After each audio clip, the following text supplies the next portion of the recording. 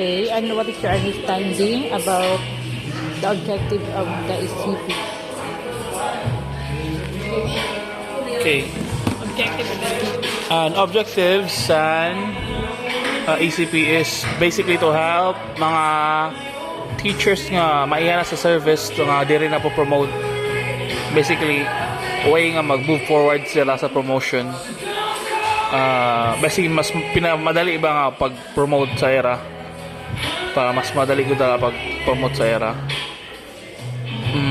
Tapos, makuha lihat, ma-encourage liwat ang mga younger or newer teachers na panginano ba sa mga kailangan nila para ma-promote sila.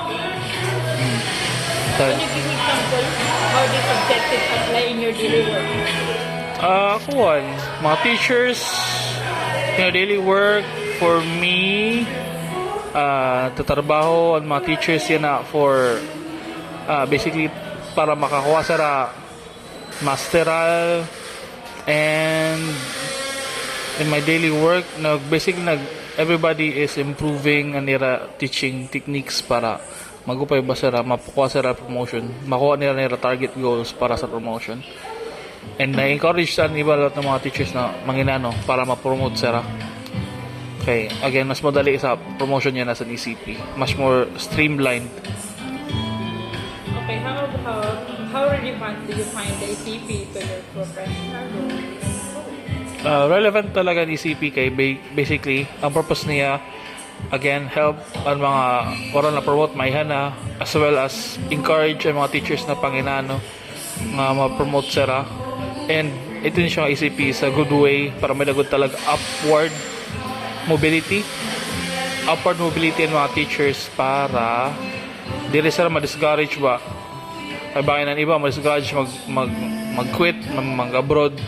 Kaya promotion talaga sa ECP is much more kana lucrative and mas mabuhay ba siya compared sa iba. And it makes sense talaga nga promote ka for how many years of service mo dapat na-promote ka talaga. What benefits of your experience and benefits? Anong benefits nga na-experience? Kuhan, maupay siya for encouragement, motivation, as well as improving talaga ang teaching techniques ng mga teachers. Kaya na-encourage nga mag-tiyopay pagtutdo para ma-promote and mag-aram talaga masteral degree para mas may dago talaga chances na ma-promote into a higher position. Teacher 6, 7, ito la 6, 7. May specific aspects sa bang program that have you motivation or motivation? Ha?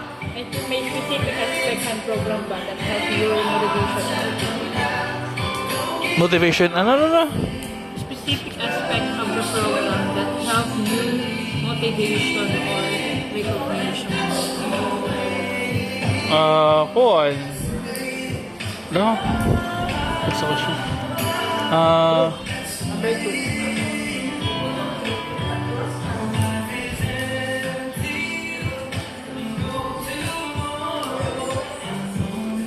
Mga programs ba? Ako in programs, basically nakukuhan since training is part of the ECP units, diba? So kailangan na-motivate talaga ang mga teachers na mamiling ways na makakuha sa training certificates or gain new skill in trainings, trainings, and then master's degree para sa mga professional growth talaga for further promotion kay ECP.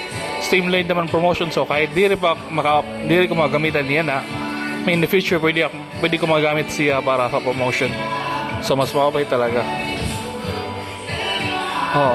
Okay, what challenges encountered in implementing or complying with the ECP?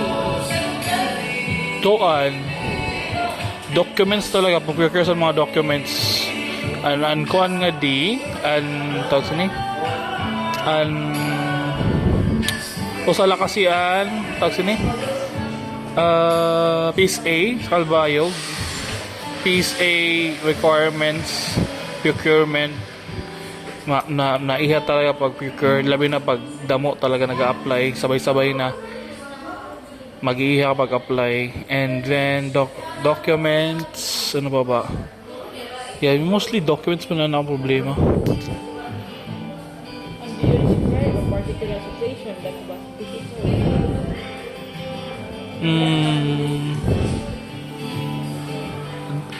Documents and pag-compile sa gamit, pero mostly di naman siya talaga difficult ora. Mostly kuan lang, small errors, balik-balik pag-comply, reprint. Not a problem man siya in larger scale. Siguro ang scale siguro. Ang scale in terms of kada mo ba competition or promotion ay bago pala. Damo talaga tao ay mo kalaban. Oo. And ano naman, how has the ICP affected your motivation and engagement as a teacher? How has the ICP affected your motivation and engagement as a teacher? Paano ka na-motivate sa It made me feel secure na working sa DepEd is basically safe kaya there's more chances of promotion. Diri ka na entice mag-leave sa DepEd and diri ka na entice nga mag-find work someplace else.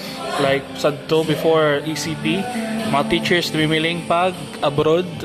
Now with ECP, nakikita nila pa hindi possible na alira master teachers, alira master ang mga gamitan mag-apply sa ECP na di rin na mamiling iba. Okay, did it make you more or less confident in your It made me more confident nga kuan.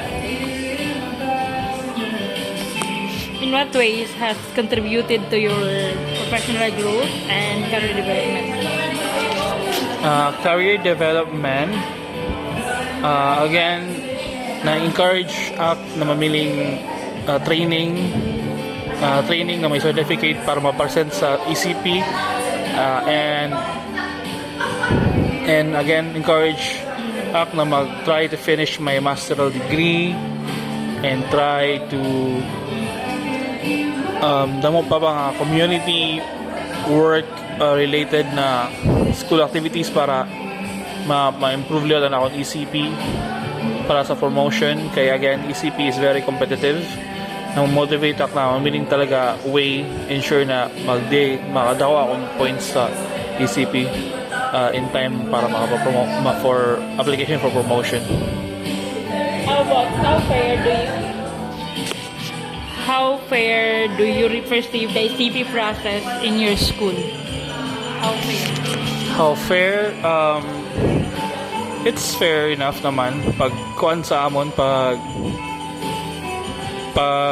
tawag ni pag-apply namon, mostly community driven naman lang. Bulig-buligay kami pag himo sa documents, pag process ng documents para wala gud talaga mabiyaan.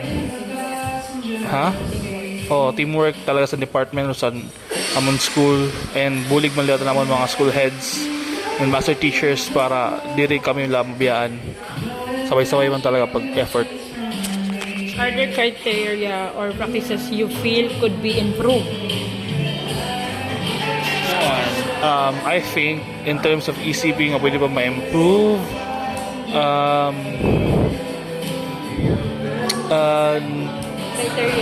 criteria.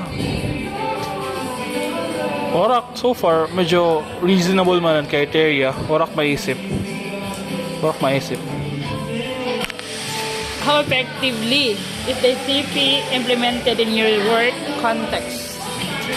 In terms of work context, ECP na-implement mo siya TOPI, except lang medyo